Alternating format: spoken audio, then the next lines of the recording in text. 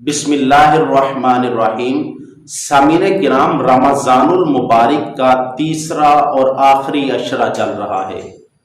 ویسے تو رمضان المبارک کا ہر لمحہ بہت زیادہ قیمتی ہے، لیکن رمضان المبارک کا آخری عشرہ اور بالخصوص اس کی جو طاعت راتیں ہیں وہ بہت زیادہ قیمتی ہیں۔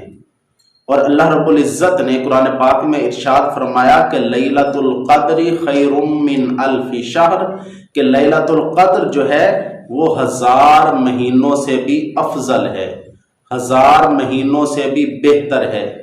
اب ہمیں یہ نہیں پتا کہ لیلۃ القدر کس رات کو ہے۔ حضور نے فرمایا کہ آخری عشرے کی طاق راتوں میں ہے۔ اب ہمیں نہیں پتا تو ہم نے اس رات کو ڈھونڈنا ہے، تو کیسے ڈھونڈیں گے کہ ہم جو جتنی بھی طاق راتیں ہیں، ہر طاق رات میں نماز کا، نوافل کا اور اسی طرح صلاۃ التسبیح کا، قرآن پاک کی تلاوت کا زیادہ سے زیادہ اہتمام کریں۔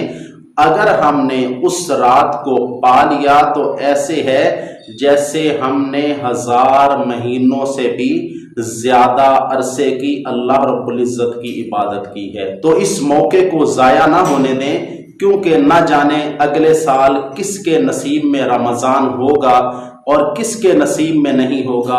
اب اگر اللہ نے ہمارے نصیبوں میں کیا ہے تو ہم اس کی طاق رات جو لیلۃ القدر کی رات ہے اس کو ضرور ڈھونڈ لیں اور اس کی جو اللہ کی طرف سے برکات ہے ان کو حاصل کر لیں۔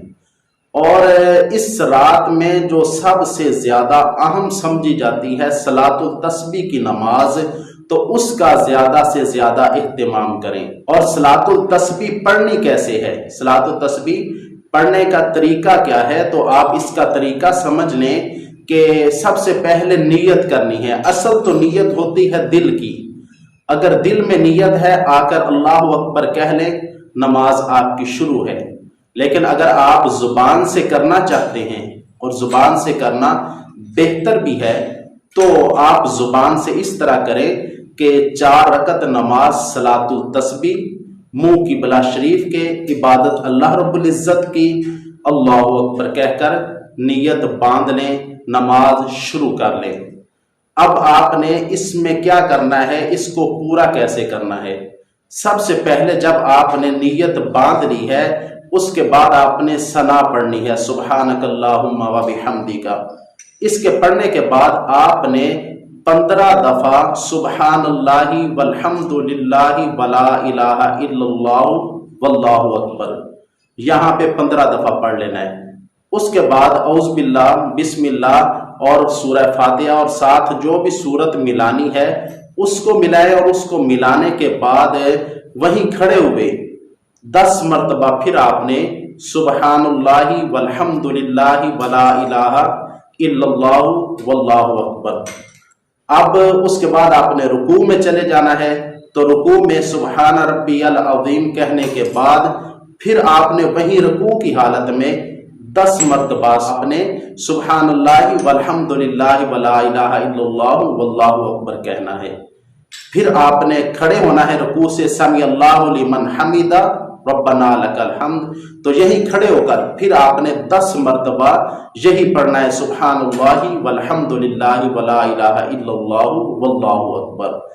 پھر آپ نے سجدے میں چلے جانا ہے، تو سجدے میں سبحان ربی الاعلی کہنے کے بعد وہی سجدے کی حالت میں آپ نے 10 مرتبہ سبحان اللہ والحمد للہ ولا الہ الا اللہ واللہ اکبر پڑھ لینا ہے۔ پھر سجدے سے اٹھنا ہے، تو دونوں سجدوں کے درمیان میں سبحان اللہ والحمد للہ ولا الہ الا اللہ واللہ اکبر، یہ آپ نے 10 مرتبہ پڑھنا ہے۔ پھر اگلے سجدے میں جانا ہے، تو اگلے سجدے میں بھی سبحان ربی الاعلی کہنے کے بعد 10 مرتبہ وہی سجدے میں آپ نے سبحان اللہ والحمد للہ ولا الہ الا اللہ واللہ اکبر کہنا ہے۔ اب 1 رکعت پوری ہو گئی، اس میں ہم نے 75 دفعہ پڑھا ہے، تو اسی طرح ہم نے 4 رکعتیں پوری کرنی ہے۔ جب ہم دوسری رکعت کے لیے کھڑے ہوں گے تو ثنا نہیں پڑھنی، وہیں آپ نے سب سے پہلے 15 دفعہ سبحان اللہ والحمدللہ ولا الہ الا اللہ واللہ اکبر پڑھنا ہے، اور اسی ترتیب سے آپ نے جو پہلے میں نے بتائی ہے اس کے مطابق دوسری رکعت بھی پوری کرنی ہے، تیسری بھی اور چوتھی بھی۔ اگر کسی دفعہ آپ نے یہ سبحان اللہ والحمدللہ ولا الہ الا اللہ واللہ اکبر پڑھنا تھا لیکن بھول گئے ہیں، تو اب کیا کریں؟ پریشان نہیں ہونا، وہ جو آپ نے اگلی جگہ پہ پڑھنا ہے، مثال کے طور پہ کھڑے تھے وہاں پڑھنا تھا، بھول گئے تو آپ رکوع میں جا کے پڑھ لیں۔ ایک سجدے کی بھول گئے ہیں تو دونوں سجدوں کے درمیان میں بیٹھ کے پڑھ لیں، اور اگر آخری سجدے کی بھول گئے ہیں، اٹھ کے بیٹھ گئے ہیں، اب تشہد پڑھنا ہے تو اب آپ تشہد پڑھنے سے پہلے اسے پڑھ لیں۔ تو اس طرح آپ کی یہ صلاۃ التسبیح کمپلیٹ ہو جائے گی، پوری ہو جائے گی۔ اور اس میں چھوٹی چھوٹی 3 باتیں سمجھ لیں۔ سب سے پہلے یہ کہ لوگ سمجھتے ہیں کہ یہ تمام گناہوں کا کفارہ ہے۔ ایک بات سمجھ لیں کہ یہ چھوٹے گناہوں کا کفارہ تو ہے، لیکن بڑے گناہ جو ہیں وہ توبہ کے بغیر معاف نہیں ہوں گے، توبہ کرنا ضروری ہوگی، اس سے صرف چھوٹے گناہ انسان کے معاف ہو جاتے ہیں۔ اور دوسری بات یہ کہ عورتیں جو جماعت کراتی ہیں صلاۃ التسبیح کی، تو اس کی بالکل بھی گنجائش نہیں ہے کہ اگر عورتیں لین میں کھڑی ہوتی ہیں تو ایک عورت جو ہے وہ پڑھانے والی 1 انچ بھی آگے نہیں ہو سکتی، وہ بالکل لائن میں کھڑے ہو، وہ بھی اس صورت میں کہ باقیوں کو اگر نہیں آتی تاکہ وہ پڑھے گی تو ان کو بھی آ جائے گی، تو وہ بھی ساتھ ساتھ پڑھیں گی۔ صرف سننے سے ان کی صلاۃ التسبیح نہیں ہوگی بلکہ وہ ساتھ ساتھ پڑھیں گی، اور وہ پڑھانے والی جو ہے بالکل سلو پڑھائے، تیز نہ پڑھے کہ باقیوں کو سمجھنا ہے، باقیوں نے اس کے ساتھ ساتھ پڑھنا ہے، تو لہٰذا وہ آہستہ آہستہ پڑھے اور لائن میں کھڑی ہو، 1 انچ بھی آگے نہ کھڑی ہو۔ اس کے بعد رہی مردوں کی جماعت، تو مردوں کی جماعت بالکل بھی جائز نہیں ہے۔ صلاۃ التسبیح کی مردوں کی جماعت بالکل بھی جائز نہیں ہے، بلکہ مرد جو ہیں اپنی اپنی پڑھیں اور کسی کے پیچھے نہ پڑھیں۔ اپنی پڑھیں گے تو اس کا فائدہ ہوگا، کسی کے پیچھے پڑھنے کا کوئی فائدہ نہیں ہوگا۔ اور اس رمضان المبارک کی ان مبارک راتوں کی ضرور قدر کریں۔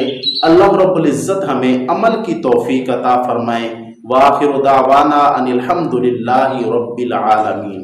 اعوذ باللہ من الشیطان الرجیم، بسم اللہ الرحمن الرحیم، وما ارسلناک الا رحمة للعالمین۔